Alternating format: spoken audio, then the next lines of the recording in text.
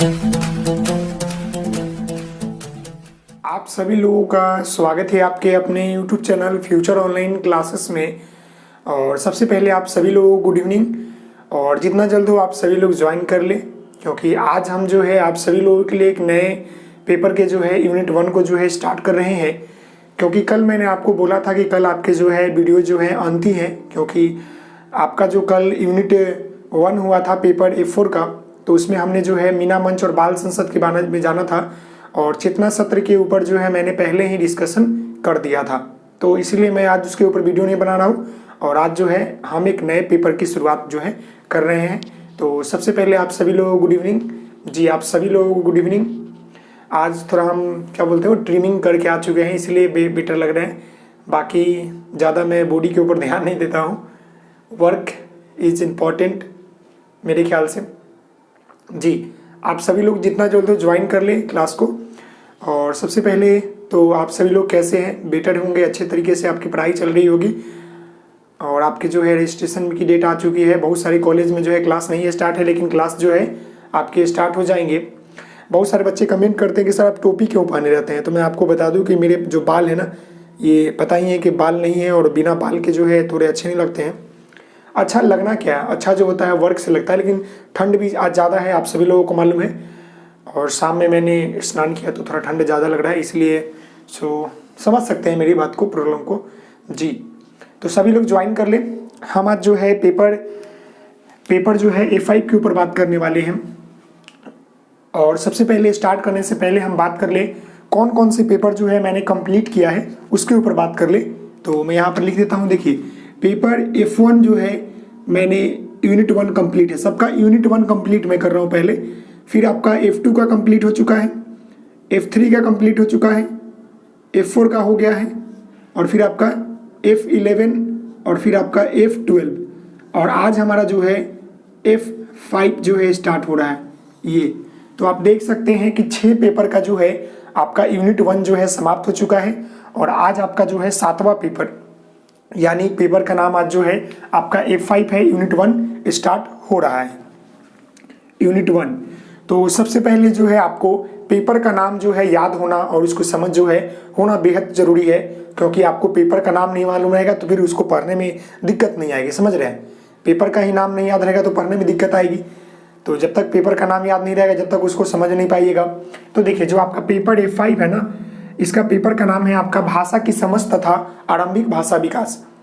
Paper का क्या नाम है आपका?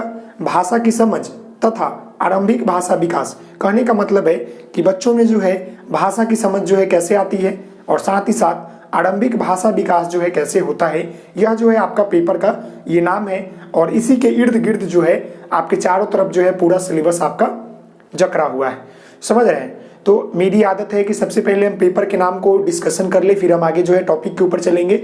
और इसमें मैं बात कर लूँ, यूनिट 1 में जो है आपका जो पढ़ना है, आपको भाषा की प्रकृति के बारे में जानना है। अगर हम आपके सिलेबस दिखा दूं तो हमारे पास सिलेबस है यहाँ पर, आप लोग भी इसे चाहेंगे तो निकलवा सकते हैं, ये हमारा सिलेबस है।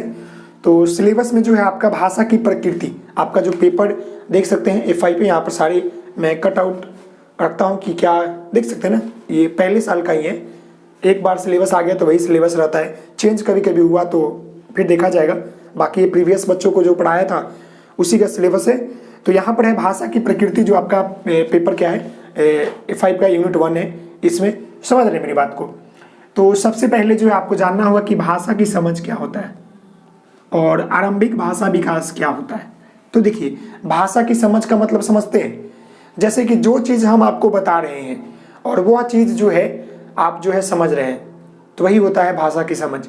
जिस चीज़ के बारे में जो है मैं आपको बता रहा हूँ और वह चीज़ जो है आप भली भांति समझ रहे हैं, या मेरी बातों को और मेरे बताने के बाद जो है आप समझ रहे हैं, तो इसका मतलब कि आपको दिक्कत नहीं है, समझ रहे हैं मेरी बात। तो इसी को जो है हम लोग भाषा की समझ कहते हैं। जैसे कि जो चीज़ हम यहाँ पर आपको बता रहे हैं और वह चीज़ जो है आप समझ रहे हैं, उसी को मतलब होता है भाषा की समझ, समझ गए। और यहाँ पर जो आपका है आरंभिक भाषा विकास, इसको समझ लेते हैं। तो देखिए, आरंभिक भाषा विकास कहने का मतलब है कि भाषा का विकास जो है शुरू कब होता है। तो भाषा का विकास जो है शैशव अवस्था से ही शुरू हो जाता है। बाल्य अवस्था से ही मतलब शुरू हो जाता है, क्योंकि बालक जब शैशव अवस्था में रहता है तो अपने बड़े बुजुर्ग को जो है देखता है, अपने माता पिता को देखता है, वो क्या करते हैं उनके सामने बोलते हैं। तो उससे क्या होता है कि बालक जो है शैशव अवस्था से अनुकरण करना शुरू करता है और बाल्य अवस्था में आकर जो है वह बोलना, कुछ वर्ड बोलना शुरू कर देता है।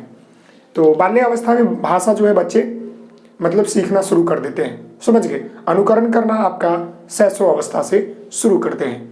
तो ये बातें हो गया।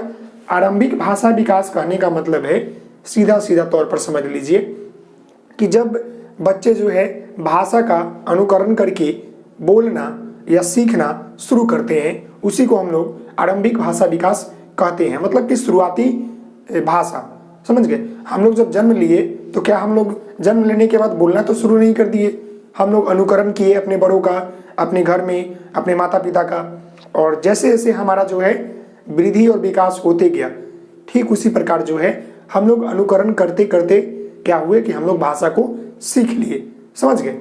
तो अब यहाँ पर जो है जो हमारा पॉइंट है इसको समझेंगे।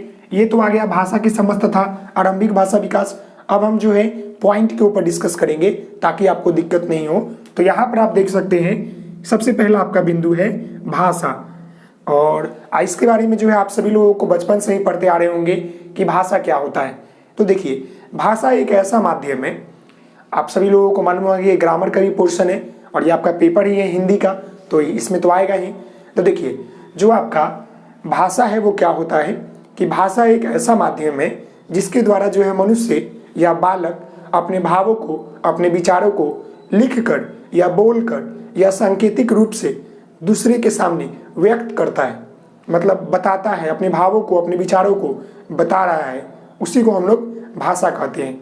जैसे कि मैं क्या कर रहा हूँ कि अपने भावों को, अपने विचारों को जो हमारे अंदर इससे रिलेटेड है वो क्या कर रहा हूँ, आपके सामने व्यक्त कर रहा हूँ। लिखा हुआ यहाँ पर है और मैं बोल कर बता रहा हूँ, तो यहाँ क्या हो गया, यह भाषा हो गया, समझ गए। हम बोल कर बोल रहे हैं तो भाषा हो गया।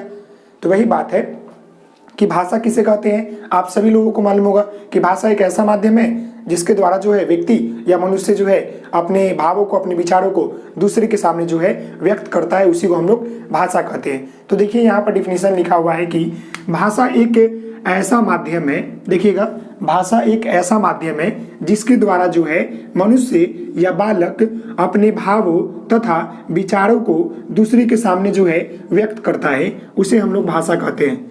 अब दूसरे के सामने जो है वह लिख कर या बोलकर भी कर सकता है, समझ गए, क्योंकि लिखना और बोलना भाषा का दो रूप है, समझ गए।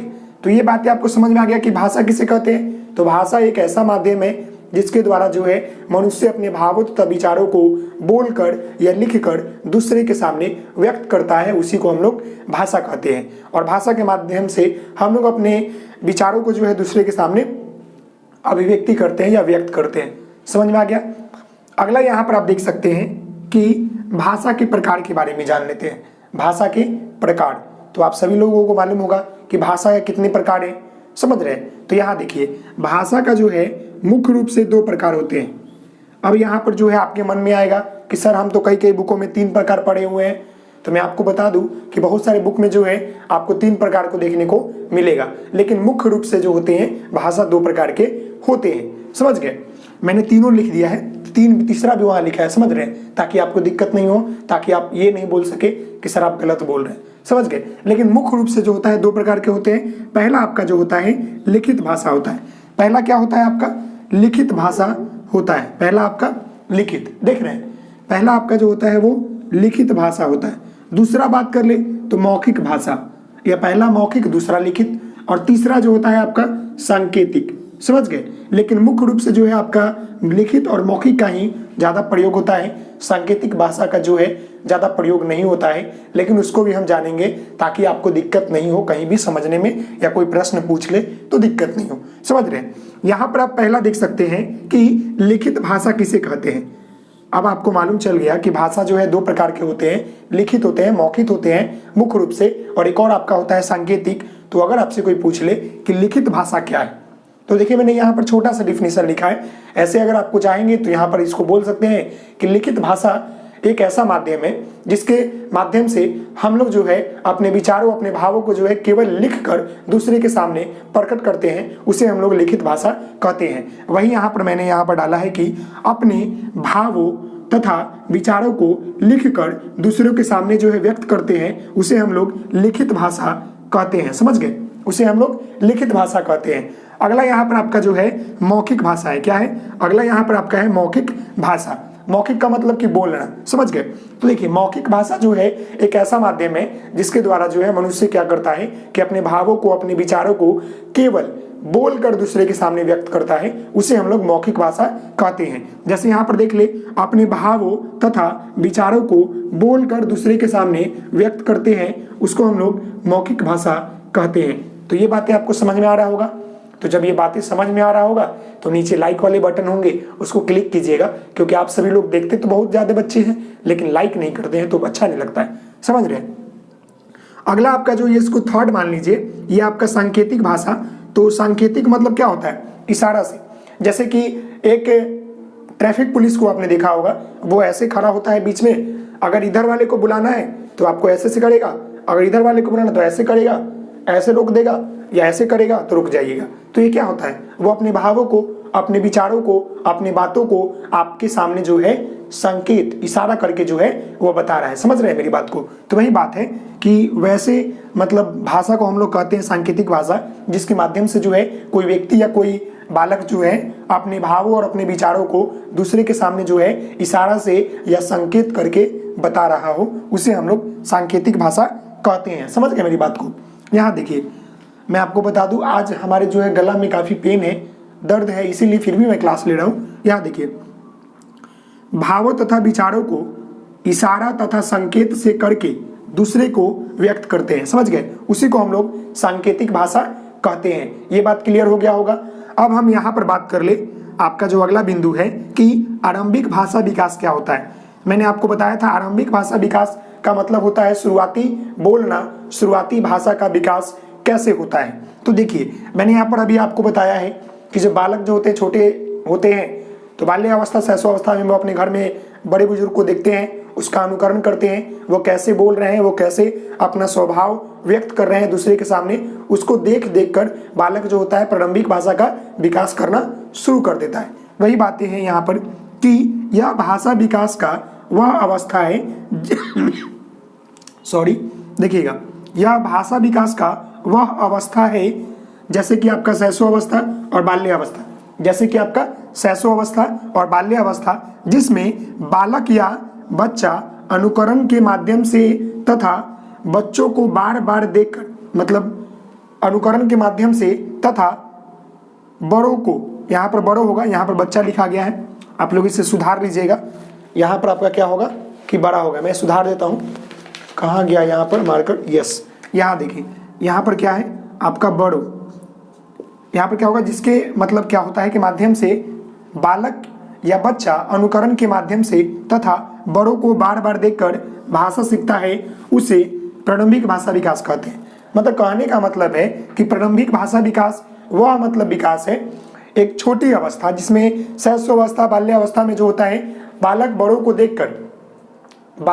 को देखकर या बड़ों को अनुकरण करके अपने भावों को, अपने विचारों को सीखता है। समझ रहे हैं? मतलब भाषा को सीखता है। तो यही होता है आपका आरंभिक भाषा विकास।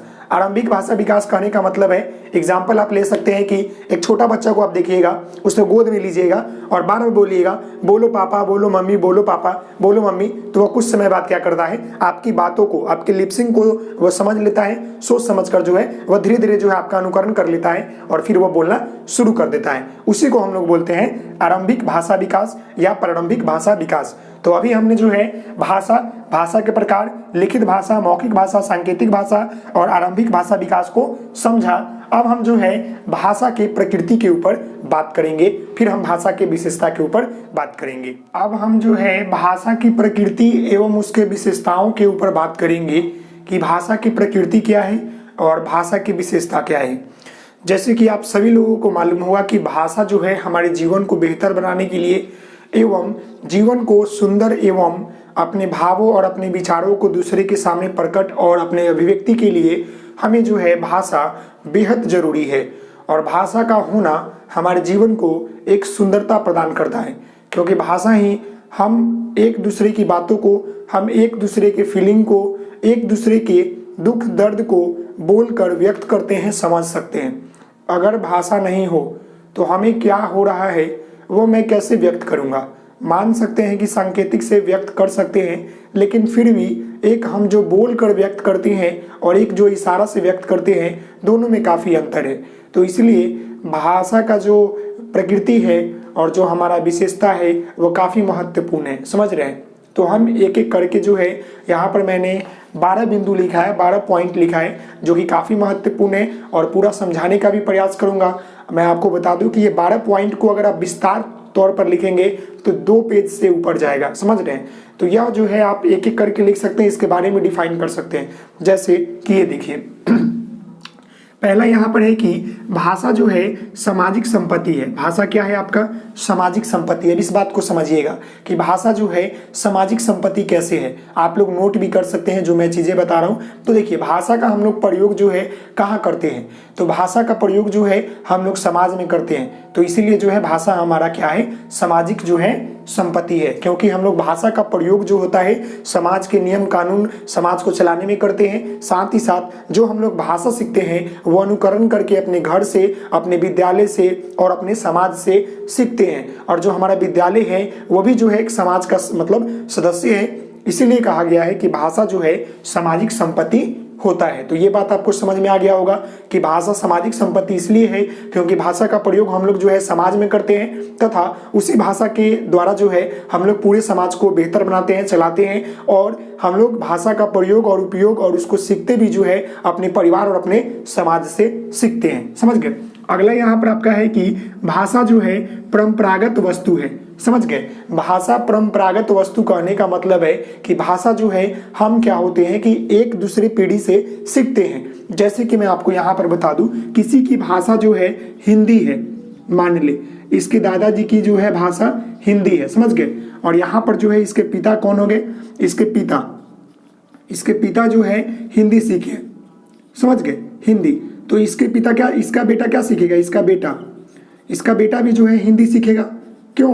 क्योंकि इस तरह का माहौल है। इधर हम मान लें कि कोई जो है भोजपुरी बोलता है, समझ गए, भोजपुरी बोल रहा है, उसका पिता भी भोजपुरी बोल रहा है, तो उसका बेटा भी क्या करेगा?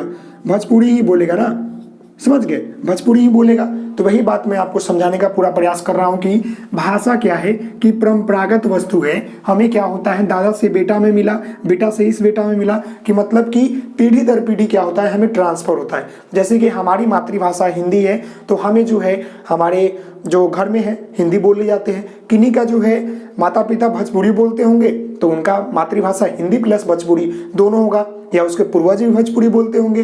किसी के घर में देखते होंगे कि इंग्लिश वार्तालाप चल रहा है, इसका मतलब कि उसके दादा या उसके पिताजी इंग्लिश सीखे होंगे, इंग्लिश से उनका नाता पुराने जमाने से होगा। इसीलिए कहा गया है कि भाषा क्या है कि परंपरागत वस्तु है, हमें जो है परंपरागत में मिलता है, समझ गए। अगर हमारे दादाजी भोजपुरी बोलते हैं तो हम भी भोजपुरी बोलते हैं, समझ गए। हमारे पापा भी भोजपुरी बोलते हैं, अगर हमारे पापा हिंदी बोलते हैं तो हम भी हिंदी बोलते हैं। तो ये क्या है, परंपरागत में मिल रहा है, समझ गए। आगे यहाँ पर आप देख लीजिए थर्ड बिंदु कि भाषा एक अर्जित संपत्ति है। क्या है? भाषा क्या है? एक अर्जित संपत्ति है। इस बात को समझिएगा। भाषा को हम लोग क्या करते हैं? अनुकरण के माध्यम से सीखते हैं। क्या करते हैं? भाषा को हम लोग जो है अनुकरण के माध्यम से सीखते हैं। जैसे हम लोग छोटे होते हैं तो हम अपने घर में, अपने समाज में आसपास लोगों को बोलते देखते हैं, उनके विचारों को व्यक्त करते देखते हैं, तो उनको देख देख कर उनका अनुकरण कर करके जो है हम लोग सीखते हैं। जैसे छोटा बच्चा को गोद में लेते हैं, बोलते हैं मम्मी बोलो, पापा बोलो, बोलो आई काई बोलो, आई बोलो, आका बोलो, दादा बोलो। तो ये क्या होता है, बच्चा जो है हम सभी लोगों को टुकुर टुकुर देखेगा। टुकुर टुकुर कहने का मतलब है कि एकदम गौर तरीके से आपको देखेगा कि आप क्या बोल रहे हैं, कैसे बोल रहे हैं, और उसी तरह आपका बिहेव करेगा। जैसे कि आप छोटे बच्चों में जो है नकल करने की प्रकृति जो ज़्यादा होती है, वो हर चीज़ का नकल कर लेगा। अगर आप उसके सामने कोई बेहतर कार्य करेंगे तो वो बेहतर करेगा, अगर गलत कार्य करेंगे तो गलत करेगा। ठीक उसी प्रकार जो है भाषा जो है बच्चों को जिस तरह आप बोलेंगे उसी तरह जो है वो अनुकरण करके सीख लेगा। वही बात यहाँ पर बोला गया है कि भाषा क्या है? एक अर्जित संपत्ति है। भाषा को हम लोग अर्जन करते हैं, ना कि सीखते हैं, समझ गए। भाषा कभी सीखते देखे हैं क्या? भाषा हम लोग सीखते हैं, लेकिन जो बचपन की बातें करो तो उसमें भाषा पढ़ाया जाता है क्या? बोलो, कि तुम राम हो, ऐसे कोई करके नहीं। भाषा हम लोग जो है अर्जन करते हैं। जिस तरह का माहौल होता है, जिस तरह का परिवेश होता है, जिस तरह का हमारा घर होता है, जिस तरह का घर में बोलने वाले लोग होते हैं, उसी तरह को हम लोग देख देख कर जो है उस तरह की प्रवृत्ति हमारे अंदर जो है आ जाती है, चाहे वो भाषा हो, चाहे वो व्यवहार हो, चाहे वो हमारा सामाजिकरण हो। समझ रहे हैं मेरी बात को। अगला यहाँ पर आपका बिंदु है कि भाषा परिवर्तनशील होता है। ये भी आप लिखिएगा, काफी महत्वपूर्ण है। भाषा परिवर्तनशील कैसे होता है, इस बात को समझिएगा। मैं यहाँ पर मेन बिंदु लिखा हूँ, बाकी आप इसको लिखकर डिफाइन भी कर सकते हैं। जो मैं बोल रहा हूँ उसको आप नोट डाउन कर लेंगे, कोई दिक्कत नहीं है। देखिए भाषा क्या होता है, परिवर्तनशील कैसे होता है, वो बात को समझिएगा। तो देखिए भाषा जो होता है ना, हर जगह क्या होता है, अलग अलग होता है। आप सभी लोगों को मालूम है, हम लोग बिहार से हैं तो यहाँ पर भोजपुरी, हिंदी, इंग्लिश बोला जाता है, मैथिली, मगही बोला जाता है। लेकिन अगर हम वही कोलकाता चले जाए, वही हम केरल चले जाए, तो उधर कन्नड़ भाषा बोलेंगे, उधर बांग्ला भाषा बोलेंगे, समझ गए, उधर इंग्लिश बोलेंगे। तो हर जगह की अपनी एक भाषा होती है। तो वही बात यहाँ पर बोला गया है कि भाषा क्या है, परिवर्तनशील होता है। जैसे कि अगर भारत में कोई बच्चा जन्म लेता है तो वह हिंदी सीखेगा, नहीं तो अपने जो क्षेत्रीय लैंग्वेज है वो सीखेगा। लेकिन वही विदेश में अगर कोई बच्चा जन्म लेता है तो वहां वो इंग्लिश सीखेगा, क्योंकि वहां चारों तरफ इंग्लिश ही इंग्लिश है। समझ गए।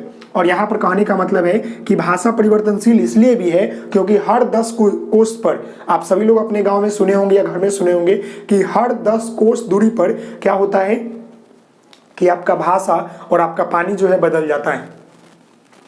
हर 10 कोस मील दूरी पर या हर 10 कोस दूरी पर जो है क्या होता है, आपकी भाषा जो होती है और आपकी जो वाणी और पानी दोनों बोला जाता है, वाणी और नीर या वाणी और पानी दोनों जो है बदल जाती है। जैसे यहाँ पर आप देख रहे हैं तो हम लोग हिंदी बोलते हैं, कहीं और चले जाएंगे तो भोजपुरी, कहीं और चले जाएंगे तो हिंदी प्लस भोजपुरी मिक्सअप, कहीं और चले जाएंगे तो मैथिली प्लस भोजपुरी। तो बहुत सारे आपको चीजें देखने को मिलती है। समझ गए। अगला यहाँ पर आपका बिंदु है कि भाषा जो है अनुकरण से उपलब्ध व प्राप्त किया जाता है। बात सही है कि भाषा को हम लोग कैसे प्राप्त करते हैं, भाषा हम लोग अर्जन तरीके से सीखते हैं, अर्जन करते हैं दूसरे को देखकर, दूसरे का अनुकरण करके। वही बात है कि हम अपने घर में जिस तरह के व्यवहार को देखते हैं, जिस तरह के भाषा को देखते हैं, उसी तरह के हम लोग भाषा बोलते हैं और उसी तरह का व्यवहार हम लोग व्यक्त करते हैं। वही बात यहाँ पर बोला गया है कि भाषा क्या है, अनुकरण से उपलब्ध व प्राप्त किया जाता है। मेरी बात को समझ में आ रहा है आप सभी लोगों को जी। अगला यहाँ पर बिंदु आपका 6 नंबर है कि भाषा जो है विचार तथा भाव संप्रेषण का सर्वोत्तम माध्यम है। अगर हमें जो है विचार को और हमें जो है अपने भावों को जो है दूसरे के सामने संप्रेषण करना है, व्यक्त करना है, तो भाषा क्या है, सबसे सर्वोत्तम माध्यम है। लिख कर क्या बोलेंगे उससे बेहतर है किसी के सामने जाकर बोल दे, वह सबसे बेटर माना जाता है। समझ गए। अगला यहाँ पर है भाषा जो है जटिलता से सरलता की ओर ले जाता है। भाषा क्या करता है, जटिल तरीकों से जो है हमें सरल तरीकों की तरफ ले जाता है। हम लोग भाषा से क्या करते हैं, मतलब कि जटिल शब्द बोलते हैं लेकिन वो हमें सरलता की ओर ले जाता है। समझ गए। अगला यहाँ पर आपका बिंदु है भाषा की एक अपनी सीमा होती है। क्या होती है, सीमा। सीमा यहाँ किसी लड़की का नाम नहीं है, समझ रहे हैं। सीमा एक मतलब कि बॉर्डर होती है, बॉर्डर होता है। समझ गए। हम लोग जो है एक बॉर्डर, मतलब बोर्ड पर अभी खड़ा पढ़ा रहे हैं यहाँ पर, तो हमारी भी एक सीमा है कि हमें कितना पढ़ाना है, कैसे पढ़ाना है। समझ गए। ये तो नहीं है कि हम पूरी रात पढ़ाते रहेंगे, पूरे दिन पढ़ाते रहेंगे। तो यही बात यहाँ पर है कि भाषा की एक जो है अपनी सीमा होती है। कहने का मतलब है कि भाषा जो है लिमिट में ही बोला जाता है। अगर आप जो है मान लें कि भाषा की सीमा यह है और आप यहाँ तक बोल रहे हैं किसी व्यक्ति को या किसी लोगों को या किसी समाज को, तो चलेगा। लेकिन जैसे ही आप जो है भाषा की क्रॉस, मतलब भाषा की लिमिट को क्रॉस करते हैं, तब तो उथल पथल मार पीट सभी होना शुरू हो जाता है। आप सभी लोगों को मालूम होगा, आपके लोकल लैंग्वेज में मैं बता रहा हूं कि जब आप मर्यादा में जो है किसी व्यक्ति को बोलेंगे या किसी के ऊपर गुस्सा करेंगे तो वह ठीक है। लेकिन अगर आपने भाषा शैली को, अगर आप लिमिट क्रॉस करते हैं, नहीं बोलता है कि तुम लिमिट क्रॉस कर रहे हो, अब रहने दो, नहीं तो फिर बुरा होगा। तो वही बात यहाँ पर बोला गया है कि भाषा की एक जो होती है अपनी सीमा होती है, और अगर आप भाषा के सीमा के अंतर्गत रहकर कार्य करेंगे तो आपका भाषा विकास जो है बेहतर होगा, साथ ही साथ जो है आपके ऊपर कोई दिक्कत नहीं आएगी। लेकिन अगर भाषा की सीमा को जो है क्रॉस करते हैं तो फिर आपके व्यक्तित्व के ऊपर और आपके ऊपर काफी गहरा प्रभाव पड़ेगा, नकारात्मक प्रभाव पड़ेगा। समझ गए। अगला यहाँ पर बिंदु है कि भाषा की अपनी लिपि होती है। आप सभी लोगों को मालूम है कि भाषा की भी जो है लिपि होती है, जैसे हिंदी का देवनागरी, अंग्रेजी का आपका फारसी, इस तरह होते हैं, पंजाबी का गुरुमुखी। समझ गए। तो भाषा की क्या होती है, अपनी एक लिपि होती है। समझ गए। अगला यहाँ पर है कि भाषा जो है सर्वव्यापक है। भाषा क्या है? सर्वव्यापक है। आप देश दुनिया के किसी भी कोने में चले जाए, इस पृथ्वी के कोई भी जगह पर चले जाए, वहां पर अगर आपको व्यक्ति मिलेगा तो वो उसके पास भाषा होगा ही होगा। समझ गए? क्योंकि भाषा जो होता है बच्चों में मतलब रहता है, जन्मजात होता है। समझ गए? बच्चे जो होते हैं इस डिवाइस को जो लेकर जन्म लेते हैं। नॉम चोम्स्की बोलते हैं कि बच्चा जो जन्म लेता है वो भाषा के साथ ही जन्म लेता है। वो रहता है लेकिन वो कुछ समय बाद वो बोलना शुरू करता है, लेकिन हर बच्चों के अंदर जो है भाषा की क्षमता होती है सीखने की। समझ गए? तो वही बात यहाँ पर है कि भाषा जो है सर्वव्यापक है। आप धरती के किसी भी कोने में चले जाएंगे, अगर वहां पर कोई प्राणी है, कोई व्यक्ति है, तो उसके पास कोई ना कोई भाषा होगा, चाहे वो उसकी कोई भी भाषा हो। समझ गए? अगला यहाँ पर है भाषा का कोई जो है अंतिम रूप नहीं होता है। अगर कोई भी भाषा है तो क्या उसका अंतिम रूप है? जैसे कि मैं आपको हिंदी बोल रहा हूँ, भोजपुरी बोल रहा हूँ कभी कभी, तो क्या इसका अंतिम रूप है? क्या ये खत्म हो जाएगी? नहीं, भाषा की कोई जो है अंतिम रूप नहीं होता है। समझ गए? भाषा का कोई अंतिम रूप नहीं होता है।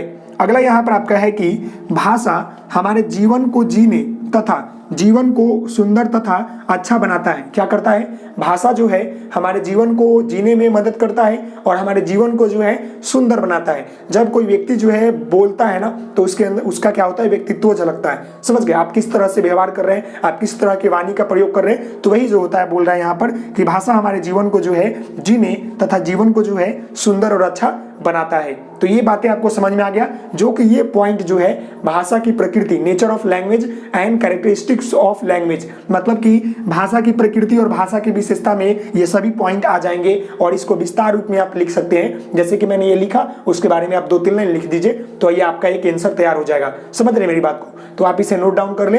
फिर हम जो है भाषा के क्या करते हैं कि उस उद्देश्य के ऊपर चलते हैं कि भाषा का आखिर उद्देश्य क्या है। समझ? अब हम जो है भाषा के उद्देश्य के ऊपर बात करेंगे कि भाषा का उद्देश्य जो है क्या होता है। जिस प्रकार आपने भाषा की प्रकृति और जिस प्रकार आपने भाषा की विशेषता को समझा पूरे 12 पॉइंट में, उसी प्रकार जो है हम इसके 6 पॉइंट को समझेंगे जो कि उससे रिलेटेड है, लेकिन थोड़ा सा अलग है और महत्वपूर्ण भी है। जैसे कि आप यहाँ देख सकते हैं कि भाषा की प्रकृति क्या है कि आपका निम्नलिखित है। भाषा की प्रकृति बात कर ले या भाषा की आपका उद्देश्य या भाषा की विशेषता, तो यहाँ देखिए भाषा का जो उद्देश्य है वो क्या है? निम्नलिखित है। समझ रहे हैं? तो यहाँ पर आपका पहला जो बिंदु है वो क्या है कि भाषा का उद्देश्य में क्या आ जाएगा आपका? दैनिक जीवन में बोलने के लिए प्रयोग करते हैं हम लोग भाषा का। समझ गए? तो इसका उद्देश्य क्या है? दैनिक जीवन में बोलने के लिए प्रयोग करते हैं। देखिए हम लोग जो है कोई भी कार्य करने के लिए या दैनिक जीवन में किसी भी कार्य को संपन्न करने के लिए हमें जो है भाषा बेहतर जरूरी है। अगर हमारे पास भाषा नहीं है तो हम कार्य तो करेंगे लेकिन कठिनाइयों के सामना करते हुए, क्योंकि हम लोगों को भाषा है तो हम लोगों को मालूम है कि हाँ भाई आपको क्या पूछना है तो ये पूछ लीजिए, मम्मी को खाना देना है तो लो मम्मी खाना खा लो, इस तरह हम बोल के कर सकते हैं। लेकिन जब हमारे पास भाषा नहीं होता है ना, तो हम उस कार्य को करने में काफी कठिनाइयों का सामना करते हैं। समझ रहे हैं? वही बात यहाँ पर है कि दैनिक जीवन में बोलने के लिए। दूसरा आपका है लिखने पढ़ने की क्षमता के विकास के लिए। जो हमारा भाषा है वह लिखने और पढ़ने की क्षमता के विकास में जो है अहम भूमिका निभाता है, क्योंकि जब हम बोलते हैं तो ही बच्चा जो है लिखता है और पढ़ता है। तो क्या होता है कि इसमें भाषा का विकास जो है महत्वपूर्ण होता है बच्चों के पढ़ने और लिखने के लिए। समझ गए? अगला यहाँ पर आपका है कि विभिन्न क्षेत्रों में विकास के लिए, विभिन्न क्षेत्रों के विकास के लिए जो है भाषा की जरूरत बहुत ज्यादा है। क्योंकि मान ले कि दूसरे के देश के साथ जो है अगर आपको व्यापार करना है, तो अगर आपके पास जो है भाषा ही नहीं रहेगा तो आप कैसे एक दूसरे के भावों को, एक दूसरे के विचारों को, एक दूसरे के बातों को समझेंगे, कैसे व्यक्त करेंगे अपने कंपनी के बारे में, अपने प्रोडक्ट के बारे में। इसीलिए जो है भाषा इज मोर इम्पॉर्टेंट देन आपका फीलिंग। समझ गए? भाषा जो है इंपॉर्टेंट है आपकी फीलिंग से ज्यादा। फीलिंग से क्या होगा? जब तक आप दूसरे के सामने अपने विचारों को, अपने भावों को व्यक्त नहीं करेंगे तो फीलिंग से क्या हो जाएगा? कुछ नहीं होगा। समझ रहे? अगला यहाँ पर आपका 4 नंबर है कि अपनी संस्कृति को आदान प्रदान करना तथा दूसरे के संस्कृति को समझने के लिए जो है भाषा बेहद जरूरी है। जैसे कि आप सभी लोगों को मालूम है कि विदेशी सैलानी हमारे देश में घूमने आते हैं तो वो क्या करते हैं? यहाँ की संस्कृति को जानने आते हैं। तो यहाँ की संस्कृति जानने के लिए उनके पास हिंदी लैंग्वेज तो होता नहीं है, एक आपका इंग्लिश लैंग्वेज होता है। अगर वो कोई स्पेनिश आ गए तो उनके पास अगर इंग्लिश लैंग्वेज नहीं है तो वे स्पेनिश बोलेंगे, तो यहाँ पर उनकी भाषा कोई समझेगा नहीं, उनकी विचार कोई समझेगा नहीं। इसीलिए जो है वो एक लैंग्वेज ट्रांसलेटर लेकर आते हैं जो कि वो लैंग्वेज को कन्वर्ट करके फिर इंडियन लैंग्वेज में, हिंदी में या आपका इंग्लिश में बताता है। और फिर वो जो यहाँ से भोजपुरी बोलते हैं या हिंदी बोलते हैं या इंग्लिश बोलते हैं उसको कन्वर्ट करके वह स्पेनिश या जापानी लैंग्वेज में बताता है। तो ये क्या होता है, एक दूसरे के बीच में जो है ट्रांसलेटर का वो काम करता है और इधर की बात इधर बताता है, इधर की बात वो इधर बताता है। तो दोनों का क्या होता है कि संस्कृति का जो है आदान प्रदान होता है, समझ गए। तो इसके लिए भी जो है भाषा हमें बेहद जरूरी है, समझ गए। अगला यहाँ पर बिंदु है कि एक दूसरे की भावों तथा विचारों को समझने के लिए, एक दूसरे की भावों और एक दूसरे के विचारों को समझने के लिए हमें जो है भाषा काफी महत्वपूर्ण और जरूरी है, समझ गए। अगला यहाँ पर आपका 6 नंबर बिंदु काफी महत्वपूर्ण है, आगे चलकर इसके ऊपर काफी विस्तार में जानना है तो समझेंगे। यहाँ देखिए, भाषा का मुख्य जो है 4 कौशल होते हैं। आपसे ये सीटेट में भी प्रश्न पूछता है कि भाषा का मुख्य कौशल जो है कितने होते हैं, तो इसको हम लोग याद करने का तरीका है SL। इसका याद करने का तरीका जो है आपका क्या है, SLRW, मतलब कि स्पीकिंग LSRW है, सॉरी यहाँ देखिए मेरे माइंड से उतर रहा है। इसको याद करने का तरीका जो है आपका LSRW है। ये देखिए, लिसनिंग, स्पीकिंग, रीडिंग, राइटिंग, समझ गए। L for listening, S for speaking बोलना, R फॉर पढ़ना रीडिंग और W फॉर राइटिंग, समझ गए। तो भाषा का जो है 4 कौशल होते हैं, जो होता है आपका सुनना, बोलना, पढ़ना और लिखना। इसको हम इंग्लिश में बोलते हैं SLRW, listening, speaking, reading, writing, समझ गए। ये आपको इंग्लिश में भी पढ़ना है, DLED में पढ़ना है, फर्स्ट और सेकंड दोनों ईयर में, और फिर आपको यहाँ भी पढ़ना है, समझ गए, हिंदी में। तो आज के लिए बस इतना ही रहेगा, क्योंकि भाषा का उद्देश्य में जो है मैंने आपको 6 बिंदु बता दिया जो कि काफी महत्वपूर्ण है। तो आशा करता हूँ कि आपको ये वीडियो पसंद आया होगा। तो आप सभी लोगों से निवेदन है कि आज के लिए जो है आपका इतना ही रहेगा। कल हम जो है भाषा के मतलब वाचिक व्यवस्था के ऊपर बात करेंगे और दूसरे बिंदु के ऊपर बात करेंगे काफी बेहतर तरीके से। और यह जो है 1 या 2 वीडियो में जो है आपके यूनिट 1 कंप्लीट हो जाएगा। आज आपका पहला वीडियो था, तो आशा करता हूँ कि आपको ये वीडियो पसंद आया होगा। तो आप सभी लोग इसी तरह हंसते रहें, मुस्कुराते रहें, पढ़ते रहेंगे। और अगर चैनल पर नए हैं तो चैनल को सब्सक्राइब कर लीजिएगा, लाइक कीजिएगा, दोस्तों के साथ शेयर कीजिएगा। आप सभी लोग सपोर्ट करें थोड़ा सा आप लोग, ताकि हम आगे बढ़े और आप सभी लोगों को भी जो है आगे ले चले, समझ रहे हैं। आगे बढ़ने का मतलब ये नहीं कि मैं पैसे से आगे बढ़ूं, हमारे पास थोड़ी फाइनेंशियल प्रॉब्लम है जिसकी वजह से डिजिटल बोर्ड आप ही सभी लोगों के लिए किया जाएगा, समझ रहे हैं। तो आप सभी लोगों का सपोर्ट की जरूरत है, ताकि मैं आगे नहीं बढ़ूं। मैं आगे बढ़ूंगा तो आप भी आगे बढ़ेंगे। अगर हमारे पास टेक्नोलॉजी अच्छी होगी तो आपको ये डिजिटल बोर्ड यहाँ मिलेगा। तो समझ सकते हैं मेरी बातों को, मेरी फीलिंग को क्या करना चाह रहा हूँ। मैं कोई पैसे नहीं मांग रहा हूँ आपसे, बस आपका प्यार और आपका सपोर्ट मांग रहा हूँ। ओके, तो बस आज के लिए इतना ही, मिलते हैं नेक्स्ट वीडियो में। तब तक के लिए धन्यवाद, थैंक यू सो मच, जय हिंद, जय भारत।